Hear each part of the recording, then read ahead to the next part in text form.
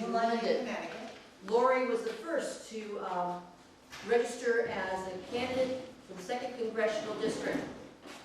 There is another candidate, but she's the first to see us, she's the first to sign, and I hope we all know Lori. Thank you very much. She wants to run against Joe. Yep. I'm going to tell you a little bit about myself, a little bit about the campaign, and I'd like to take a few questions if you have time. I know that you want to get out of here as well. 64 towns in the 2nd Congressional District, and I hope to make as many as I can. I'm from New London. I am a business person. I've started from scratch 2 businesses in my lifetime. When I graduated from UConn, at 25 years old, I started an advertising and public relations firm in my dining room, and I grew it to be one of the top 10 companies in New England. I was hired by over 600 companies, small mom and pops to large international corporations like Pfizer, to represent them and help them grow their businesses and work on a lot of different types of marketing and focus group research, all different, a variety of public relations, television commercials, newspaper ads, you name it. But they were all positioning statements. And what happens with advertising and public relations is you really get to know the business. You have to. You have to know the products, you have to know the services in order to sell those products and services. I understand business very well. And so I got kind of burnt out on that, and I wanted to be a mom. And in 2008, I reversed my course. And I started a real estate brokerage company at the time when real estate was crashing and burning, and also the economy was crashing and burning. I have one of the most successful real estate companies in the Eastern Connecticut Association of Realtors board. My first year in real estate, I outsold 95% of the other realtors in my board, 1,500 people. And the way I did that was marketing. I am sort of an innovative type of person. I'm an entrepreneur. I like to do things differently than everybody else, and that gets me in trouble once in a while, but most of the time it's pretty successful. And that's how I'm going to beat Joe Corton. Because what has happened in the last several elections has been the Republicans have not put the right candidate up against Joe, and the candidates haven't come to the table with the, really to take him on. And this is the year to do it. It has to be, it cannot wait. I'm in this for 2 campaigns, but I could have stayed out, developed the relationships, because I don't know you, you don't know me. And relationships are important, and I need your help. But it's too important to go this year. And State Central actually came to my office and asked me to run. Art Maccabee and Teresa Madonna walked into my office. I had no idea why they were coming through the door. But I have a radio show, and it reaches 3 states. And the 3 states incorporate much of the 2nd Congressional District. On Sundays from 11 to noon, on 94.9 News Now and Stimulating Talk, I put an hour show together. 8,500 people listen to me on their computer, and you can see when you tune on, you stream live, you can see how many people are listening.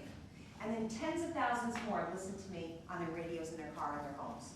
And so for the past, my background also, I was a weather anchor at one point, and I was a news anchor. And so I've done a lot of broadcasting, and that's why I got into marketing.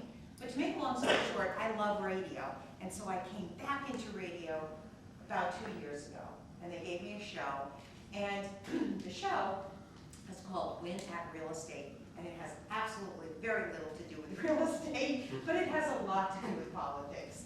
And so for the past 2 years, I have lived virtually in Washington, D.C. I am a issues-based person, so I have this incredible desire to look at laws and bills. And for example, I have read Obamacare, and parts of it, not all of it. And I have read and investigated Dodd-Frank. And I have looked at who the people are that this administration is putting into positions like Mel Watt with the FHFA, and what's going on in our country. I have seen patterns, and I've talked about those patterns on my show for 2 years. There are patterns that are resonating with the people listening. So my listeners wanted me to run.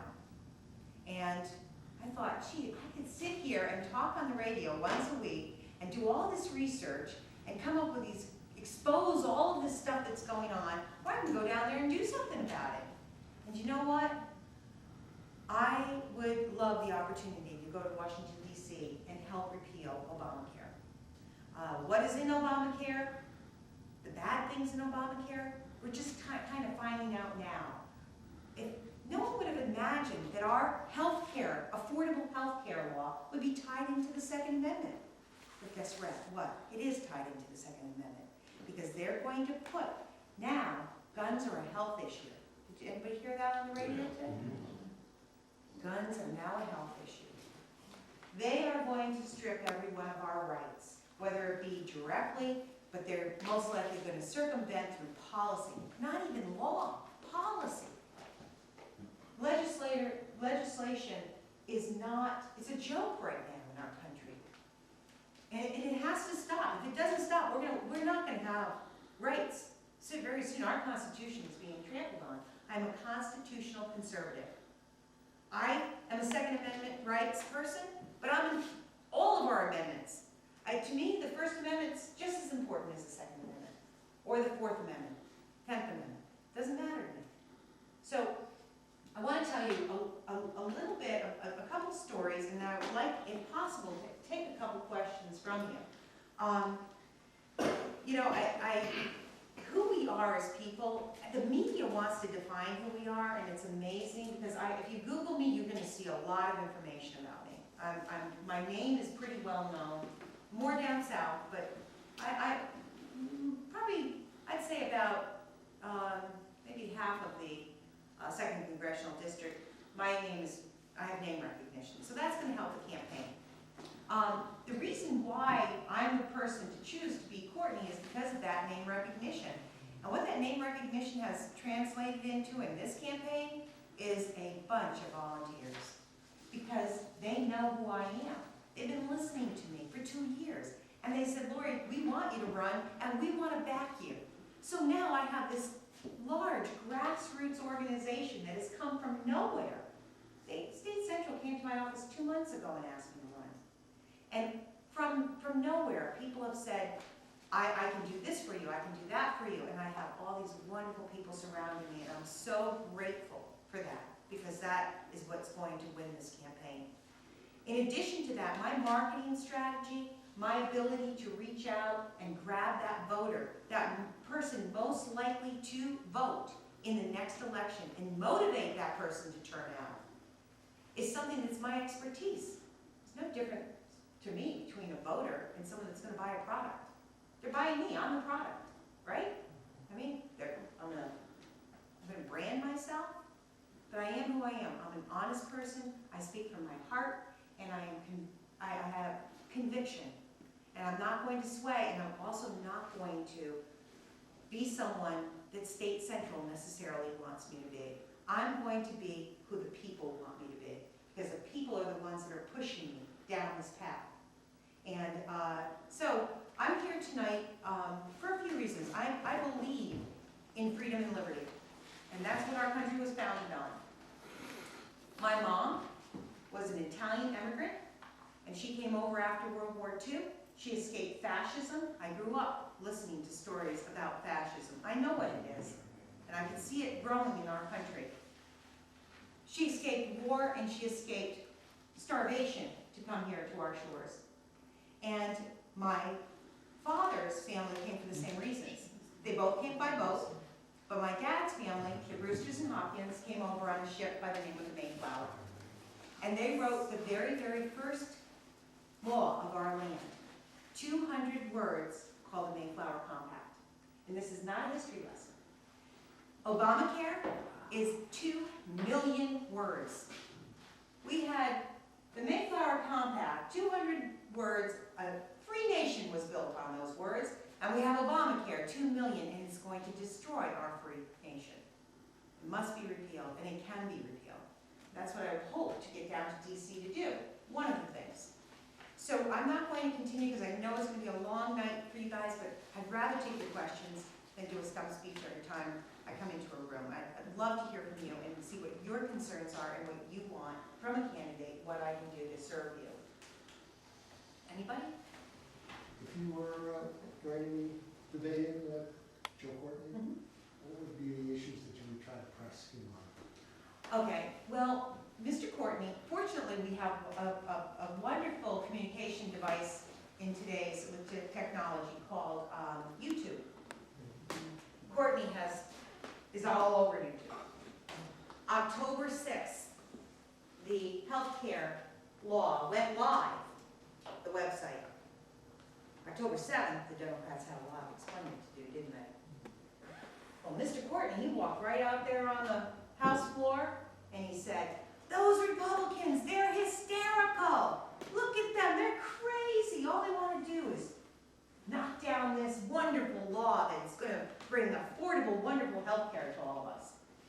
And he said, "We are so fortunate to have so much demand for this product that it crashed the system." That was a lie, wasn't it? And it's on YouTube. Mr. Courtney has a lot of answering to do.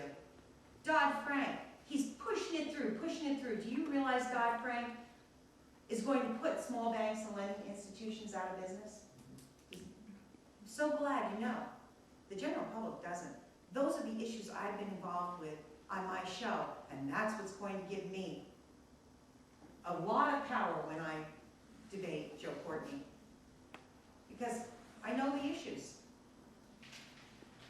And I'm not standing here I'm not a career politician. I believe in term limits. I think the best thing we can do is have term limits down in DC. It'll fix a lot of problems.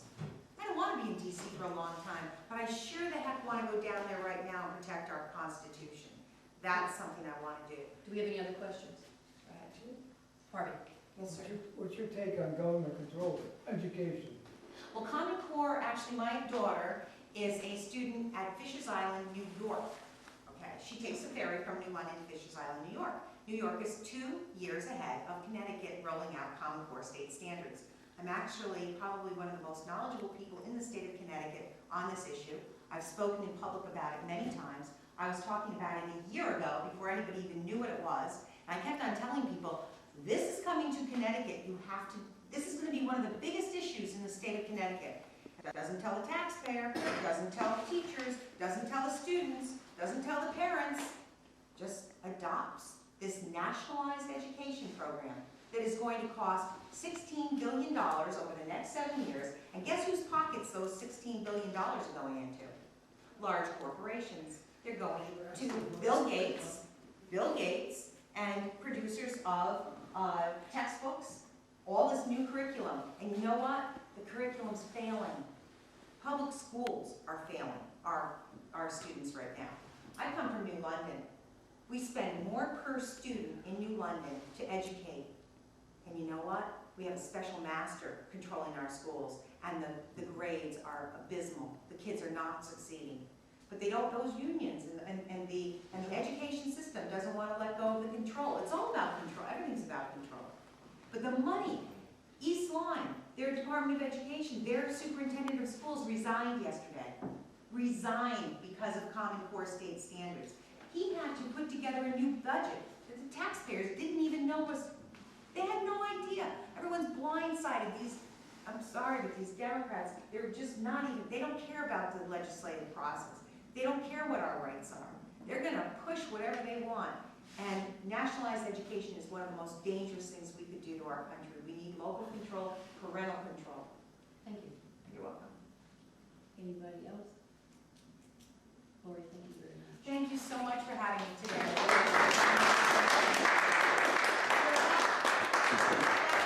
Thank you. Visit my website. Sign up. Even if you send me $5, I would greatly appreciate it. I need to show State Central that they have a real Republican on their hands that is going to beat Joe Courtney in the future. So thank you. Thank you very much. Very much.